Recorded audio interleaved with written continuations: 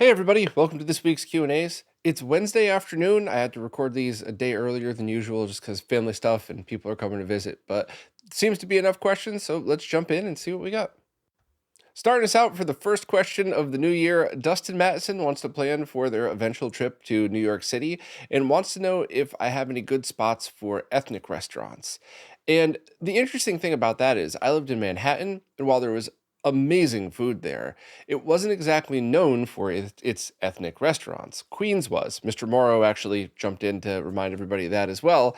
So one of the things I never really found was an over-the-top amazing Indian food spot, and my friend Arturo grew up in Queens, kind of laughed at me like, dude, you come to Queens for that, you don't go to Manhattan for that. So I don't know, I found some pretty awesome stuff, and I do like all types of food. I mean, obviously I'm a fatty, but I really genuinely do like all types of food. So if you talk about, what we as Americans generally call Chinese food, I like that, but I also really love the actual real food that comes from all different places of Asia, which I've been lucky enough to visit through an old job that I had. So the only suggestion that I would really have, because once again, I've been out of there for a bunch of years now, and so much has changed since I left. The one thing I would mention is that look for the very specific type of food that you're trying to get. So for example, when I spent a long time in Taiwan, specifically in Taipei City, and I loved the street food, and I loved the way they cooked their pork, like thinly stripped or thinly cut strips of pork with that was like crispy on the outside, and oh, it was so good. So when I wanted to look for that, I didn't search for anything generic. I searched for traditional Taiwanese food and Taiwanese street food, and one place actually popped up right down the street from where I lived. So, and it was great. So that's the only, you know, I could only give a general suggestion and kind of look for exactly what you were looking for. And if you were going for the opposite, like, hey, what's some good food that I can't get? Dustin mentioned they lived in Southern Indiana. What can I not get in Southern Indiana that I could get there? You might want to look at just some food specific channels and people who really specialize in that. I'm just an expert fatty and somebody who loves and appreciates food for all the reasons. So I could give that advice. But yeah, that was kind of a fun one to start the new year out. I always like talking about food and beer and stuff as well. So let's see what else we got for this week too. Next up, Double H said they're thinking about getting into selling some hardware products they've designed for retro consoles. Do I have any thoughts on what works best from my perspective as someone who recommends products to get a commission? If I found a new retro product that was great and I wanted to promote it, how would I want to work with them? What should they have set up? So, all excellent questions. I have to very selfishly answer from my perspective first, because this is, you kind of touched upon something that is very, very important to me. My personal, incredibly strong opinion is if a product's good, that's all I really care about within reason, as long as it's not a clone, as long as, the people aren't murderers and stuff like that. I mean, within reason, that's all I care about. And I will help anybody I can to promote their product as long as it's a good product. They've done their diligence, they're open to suggestions. But some tips past that on what could help. First and foremost, don't waste anybody's time. That is my biggest complaint.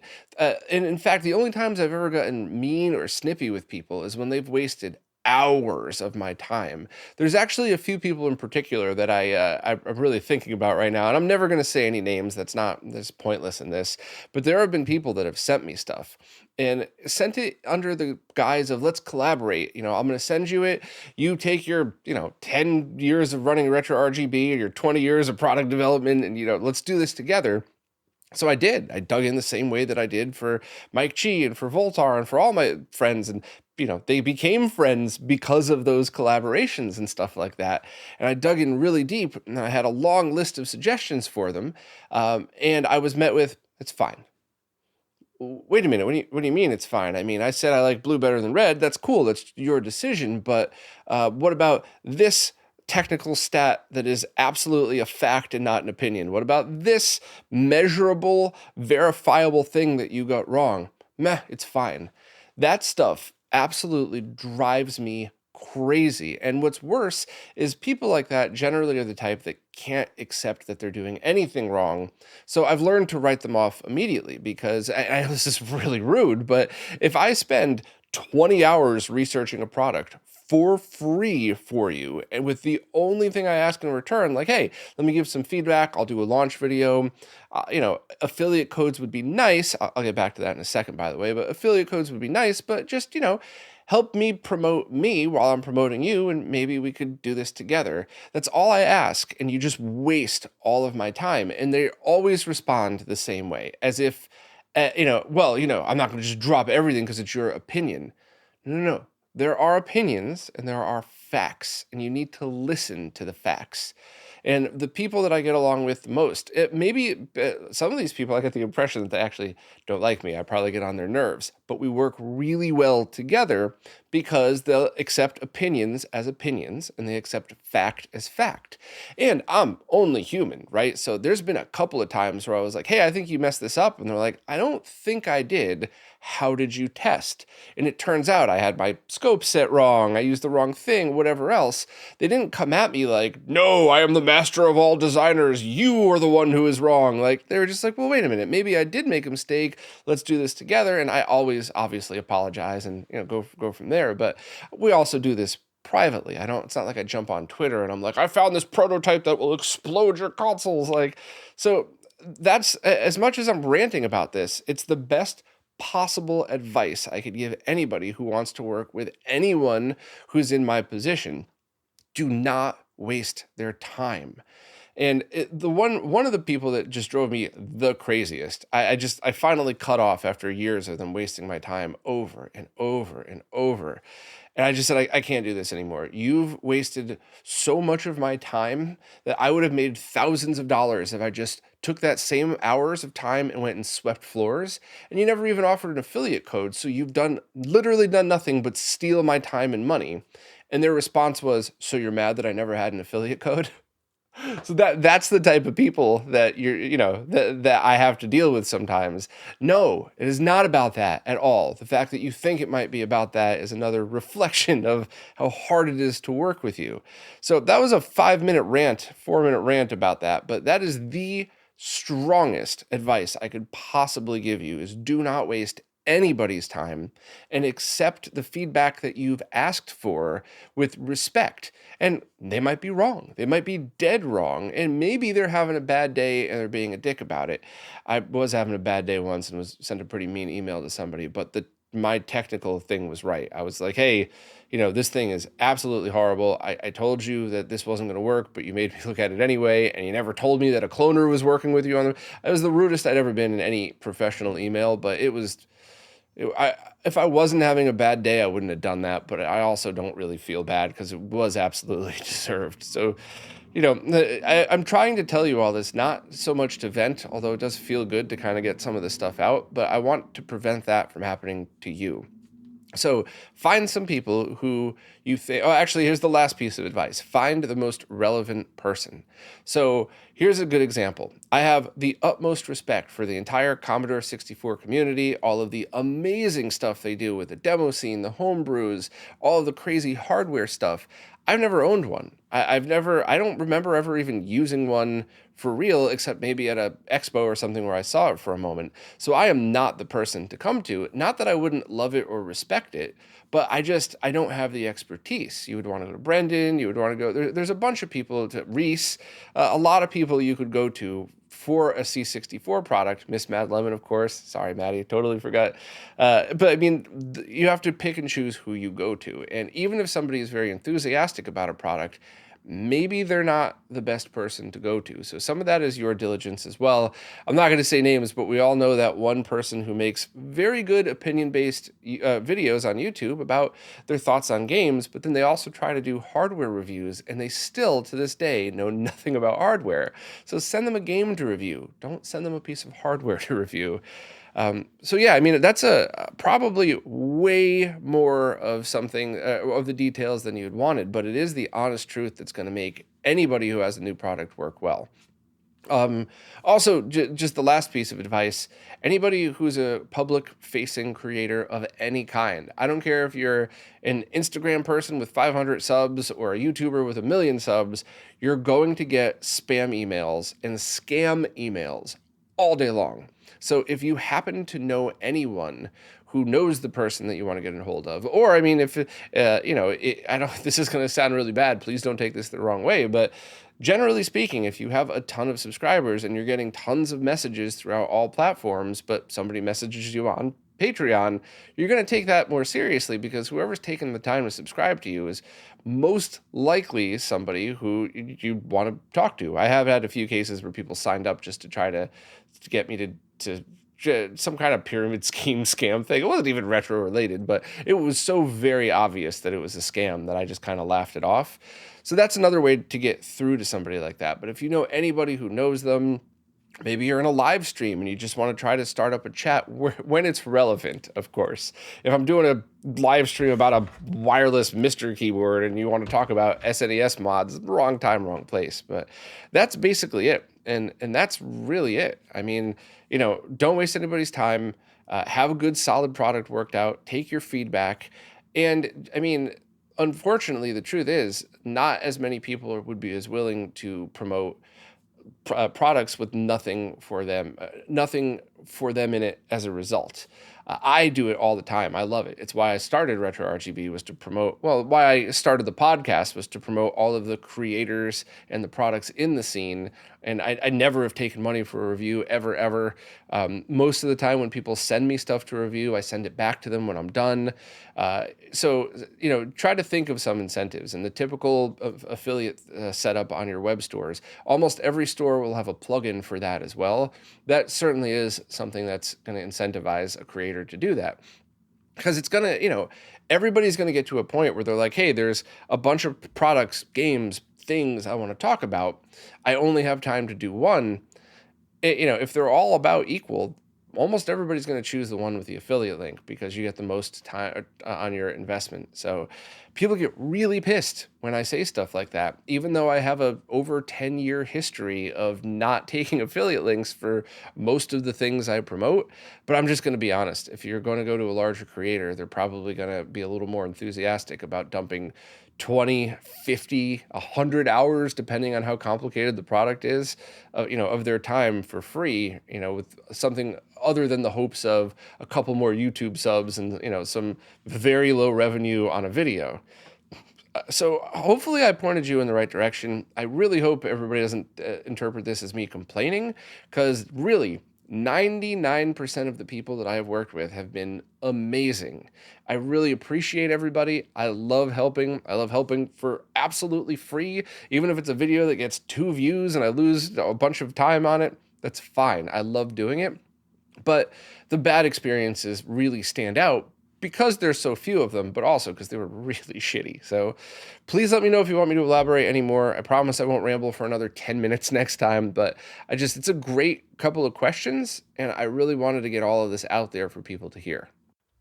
Next up, K2 has a Japanese PlayStation 2 game called Ibarra that was originally a 240p arcade game made from Cave, but the PS2 version runs at 480i, and they were wondering how to get that back to 240p for use on a CRT.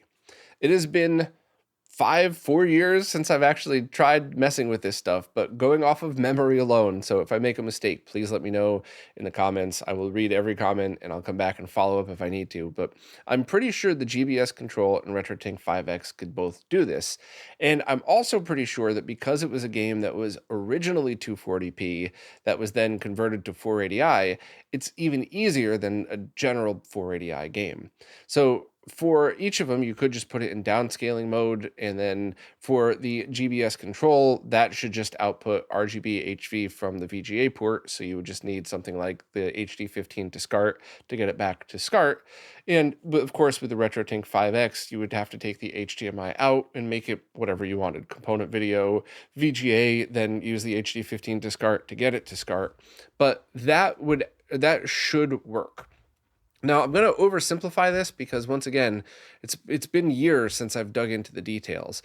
But I'm pretty sure, even specifically on the PlayStation 2, there are a bunch of games in this exact same scenario, original 240p, but also on 480i. So I believe there's ways to force a 240p mode using GSM if you have just a soft modded memory card. You don't even need a modded PS2 for that. I remember talking to Fudo about this, but once again, years ago, and I meant to go try it someday, and I don't think I ever did. So that's definitely something that I would give any of those things a try, and I would start with whatever's free. So if you already have a soft modded PS2 memory card, or if you wanted to get a Mem Card Pro 2, which is still in the box, I got to take a look at this thing soon. I'm excited for this one. Anything that you have already, I would give that a try. If you don't own a GBS control or a RetroTink 5X, I would get a GBS control just because of price. No disrespect, I love the RetroTink products, obviously, but for 30 bucks and a couple of moments of your time soldering something together, you might end up with something that's fine, but for the money, you're gonna love it. So I would try all of that. And I believe there was also a specific setting on the Tinks that for this. So if something was originally 240p, you could deinterlace in a way that when it scaled it to the 1080p, 4K, whatever, it actually sent it back down to 240p first, so you got a proper scale. That's obviously for a flat panel though, but I just wanted to mention that for anybody interested. But if none of that works, actually, if you don't mind, K2, just follow up and let me know what happened. If you don't have time to test it, that's cool. But if I'm missing something, if I'm forgetting a big piece of the puzzle, which is very likely, I'll go back and actually do some real research on this. And who knows, maybe this would make a fun live stream so we could walk people through how to do this in the exact same scenario. But let me know what you think and how you made out. Next up, Tony Escobar just wanted to share a story, and it's one that I've heard so many times, so I definitely wanted to repeat it. I'll paraphrase the first part just in interest of everybody's time, but basically, when they first started getting into gaming, they did so via a Wii plugged directly into a flat panel, and it was totally fine. It's a lot of people's gateway drug, if you will. And even though they eventually got the Tink 5X and some other devices, they kept using it plugged directly into their LCD, just probably out of convenience, like most of us do. And then a few days ago or a few weeks ago, they started to play New Super Mario Brothers Wii and were dying all the time. So they finally thought, well, wait a minute, I just saw all this content and been, talking to these people about why a scaler is important. So they unplugged the Wii from directly to their TV, plugged it into the Tink 5X, and Tony said it was revelatory. The clarity of the picture, the responsiveness of the game, and the fun they had playing on their LCD made them kick themselves for not having done this when they first bought the Tink 5X. So I love hearing stories like that because it proves that we're all not a bunch of idiots full of crap.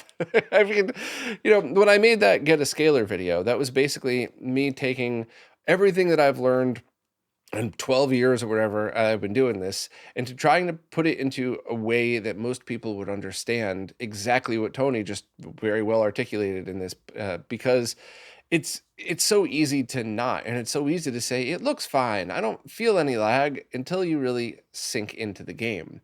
And that's when it really matters most, because if you're a couple hours into a game and you can't beat the last few levels, that's when you start to notice the latency and some of the other things about it. So yeah, thank you, Tony, for all the kind words and the support and all the fun for these questions. But I really also thank you for sharing that story, because it's one I hear so often, and I want to really try to push the point that when I made that Get a Scaler video, the very first thing I said is you could just get a CRT for free and not worry about this. I really wanted to prove to people this is not about money. This is certainly not about affiliate codes. There's no affiliate code on look for a broken or beat up CRT and try to see if it works. This really is just about trying to get around the problem that the TV manufacturers have created for us and try to get a good gaming experience. So thanks for sharing, Tony. Next up, Eli has an HD CRT and is looking to connect modern consoles to it, but they need to know what devices have no or almost no latency in order to convert the signals properly. And it's an interesting discussion because we're not just talking about HDMI to analog, or even if there is an HDMI input on the HD CRT, it's not about that. It's about these HD CRTs very often max out at 1080i. Some of them don't accept 720p at all. And some of them will only be low latency if you run them at 540p, which is basically the same as how 480i and 240p. 240 sounds like half, but it's actually progressive, so yada, yada, yada. And to be honest, I don't know if there's one device that could do everything that you need. I think you're going to have to decide based on input resolution. Now, Eli specifically said that they were looking to convert 1080p switch, but I would actually consider coming from the other direction. Can you just plug your switch into it and set it to 480p? Because if that was the case, you might be able to just plug it directly into your Sony HD CRT and run it in. It would probably have about a frame or two of latency. Because it's a CRT, you're not going to get any motion blur, so it's going to feel like less latency. But that might be just the easiest way overall. Because don't forget, the way a CRT draws its image, you're not going to get a massive difference between 1080i and 480p. And even if a CRT could theoretically accept 1080p, the difference isn't going to be as staggering as when you're using a 1080p or 4K flat panel, because you're not filling up individual pixels, you're just scanning the information horizontally across the screen. So what I would say first is look into the exact model HD CRT that you have and see if it's one that can be set into zero latency mode if it's set to 540p. Now, what I'm about to say is specific to Sony HD CRTs only. HD CRTs really require a series of videos all on their own, which I'm probably going to work on hopefully in 2024.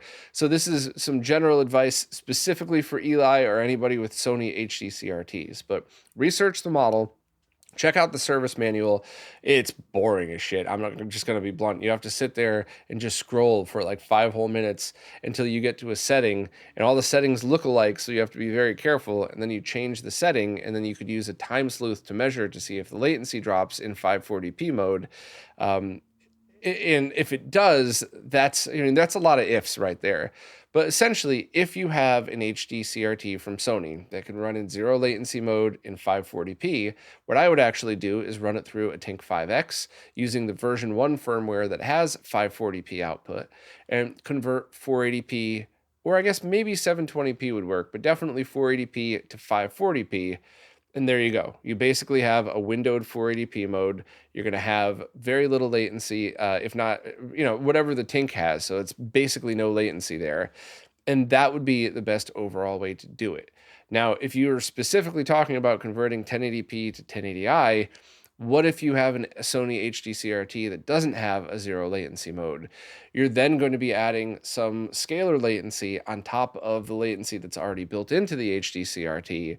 So is it really even worth it at that point? I mean, I would think it's better to just run it in 480p, deal with the CRT's latency, and just go from there. It'll probably still look great. And even if you don't have an HDMI input, you should be able to use like an EDID spoofer on the HDMI side, just to tell the switch to enable 480p mode, and then use any kind of like HDMI to component video converter to get it into there, or if it has an HDMI input, that too. But that would probably be the best move. So I think I probably confused every single person listening except people with Sony HD CRTs who are aware of what I was talking about. So if anybody wants me to clarify this stuff, please let me know. I'll do so in like a 5-minute answer next week as well. But this is really a complicated topic. And it's kind of why I tell people when you're using HD CRTs, just accept them for what they are and use them as best as they can. They're still amazing choices. And it's still something that I think most people who use the generation of games that could take advantage of it would want. Not 240p, but anything 480i and above, yeah, I think they would be great. So let me know if I just did more damage than good, but hopefully I was able to sort of point you in the right direction. Next up, Craig M just got their RetroTink 4K, and they were really interested in trying the film options, specifically the 1080p 96 that I keep mentioning. They fired up their LG C2 and NVIDIA Shield. They set the Shield's resolution to 1080p 24, and after that, they set the Tink 4K to 1080p 100, then set it to FrameLock VRR on, which would allow it to output 96 Hz, and then they turned on BFI. They could see the Tink's sync lock say that it's 95.9 Hz, and they played a 1080p 24 per second movie, but they found the flickering pretty much unbearable. So the first thing that I would say is double check the other setting. When I made that original video, Mike had changed, or from the time I made that original video, Mike changed around some of the menu options.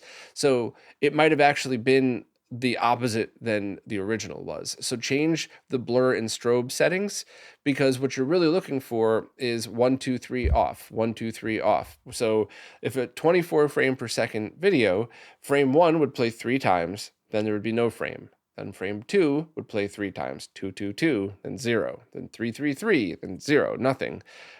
So that's what you're trying to accomplish for the 35 millimeter film emulation. I loved it. I was blown away at how good it looked on my projector. I thought it looked, depending on the source, better than my friend's LG CX OLED. Because if you used some sources don't do true 24p, so it would get all messed up. But I thought that was great as well. But I could visualize what you're seeing, and I think that might be it. So the other thing you could try is, of course, just setting it to, setting your Shield to 1080p 24, plugging it directly into your TV and trying its BFI, or I guess you could do 4K 24 at that point, and see if that flicker bothers you, because some people are sensitive to that flicker. It's kind of like some people are sensitive to lag, some people are sensitive to certain range of hearing. I learned that the hard way when I was mixing the album a couple of years ago. I could hear, at least at the time, a higher range of frequency than your average person, which is something you're born with and it goes away anyway. But it could just be that your eyes are very sensitive to that type of flicker and you're never going to like it, which is fine. And unfortunately, I can't tell you, we'll just go to a movie theater and see if the same thing happens, because nobody shows film projections anymore. So it's going to be something that you're going to have to mess with. But I would kind of just go from there, and also mess with any other settings. You mentioned you tried disabling VRR, but the flicker increases when you do that, and it's really strong in any scenes with highlights or white points. So the only other thing I could think is, are you sure that the Shield is sending true 1080p 24? And are you sure that your source content really is? And here's an example that I don't know if this exists, by the way. I am making this up. Don't quote me on any of this, but it could very well be that, what if you're using a Blu-ray that was originally 1080p 24, but the software player on your Shield is still treating it with 3.2 pull down. So you're doing that, but also outputting 24 frames per second. So you're just chopping off a whole bunch of frames. Basically, in order to guarantee that that's not what's happening, set it to the 1080p 96 mode, but don't turn on BFI. And if it still is weird, then it's going to be something with your original setup. Most Blu-ray players do have a 1080p 24 mode, so you could try that. But that's what I would try. I guess try that second. First, just try the different strobe and blur settings and pick the one that has the least amount of flicker.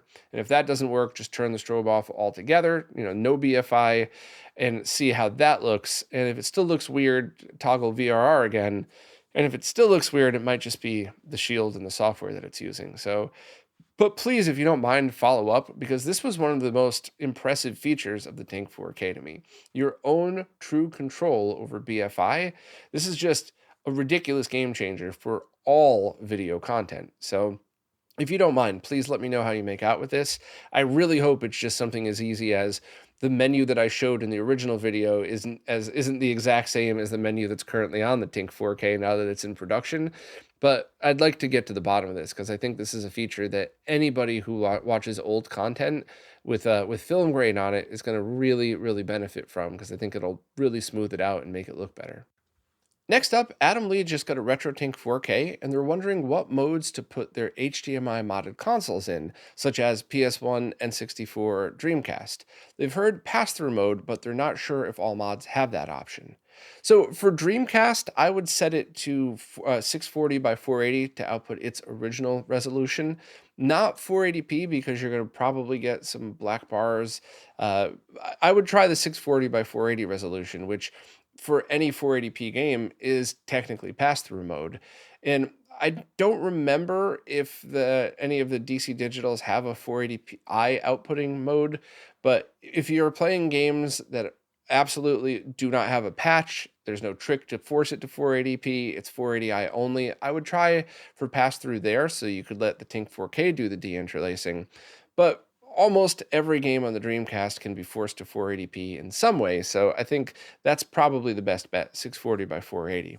As for PS1 and N64, the original pass-through mode would by far be the best way to do this, because while those HDMI mods are all very good, every one of them is, the Tink 4K is using, an incredibly expensive and powerful processor, and that's the one that you're going to want to use to do things like deinterlacing, scaling, all of the filters and stuff like that. So a pass-through mode should be fairly easily doable on all of these via a firmware update.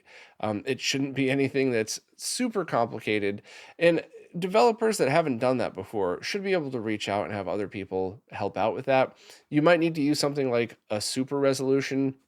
So instead of 320 by 240, it might be 1920 by 240, which would help with the pixel clocks and probably the HDMI clock, not the pixel clock. I got that wrong, but still the same point being. So I would politely ask the creators to offer that as a feature, because this is something that everybody in the scene has been talking about for years now. In fact, even when the Tink 5X came out, we were all speculating about potential HDMI scalers in the future, and we've all been talking about pass-through modes for HDMI stuff. The one that I've been begging for years was Brian from RetroUSB. I wanted him to do a pass-through mode for that, so you could just simply use an HDMI to component converter or HDMI to VGA with an HD15 to SCART, and you could use it on CRTs. But now it's even more important because you could use the Retro USB AVS in original resolution mode. Now, if they don't offer that at all, if the devs don't want to do that or whatever else, you could you could create custom profiles and use HDMI decimation. So basically, like if you send the N64 at 480p, you set the decimation so it essentially downscales to 240p and then scales it up from there. Mark for My Life in Gaming absolutely went into great detail about this in their RetroTink 4K video. I'll leave a link just for reference. So when in doubt, put it into pass-through mode or original resolution mode like the Dreamcast. But if possible, do every kind of pass-through, and then if not, you could use the HDMI decimation, and I'll leave that video for reference. Next up, Mr. Morrow also has a RetroTink 4K question. They want to know what HDMI equipment I'm using with it. Splitters, matrix switches, regular switches, audio extractors.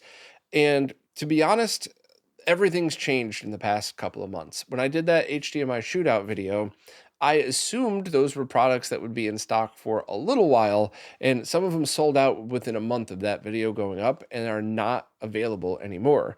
So I still have one or two of those laying around. I should probably just sell because I need to keep equipment around that it's still available for sale so that I could do videos on it and kind of show people how to get around a lot of this stuff.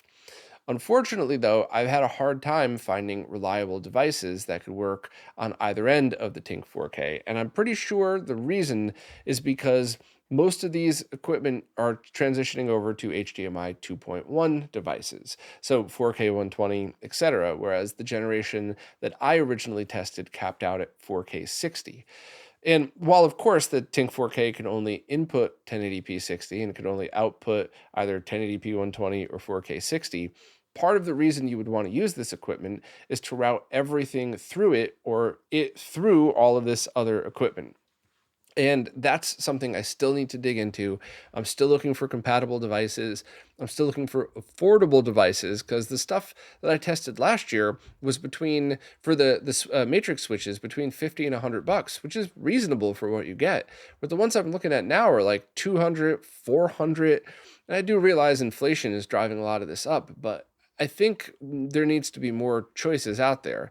So the very cheesy answer I'm going to give to you is for the short term, what I would recommend is getting the cheapest HDMI switch possible and use it on the output side of the Tink 4K. If you want to use anything on the input side, I would actually use older HDMI equipment that does not support 4K at all, which works out anyway because the Tink can't input 4K stuff. Luckily, all of that should be incredibly cheap. So I would start with that now. see if that could tide you over. But what I'm really looking for is like a 10 by 4 HDMI matrix switch that could support up to HDMI 2.1, supports CEC pass through, supports ARC on one of the ports, and would allow you to route everything through the Tink 4K, direct to your TV, direct to your AVR, whatever. And I haven't found one that fits all of the criteria and is reasonably priced. I'd pay a couple hundred for that.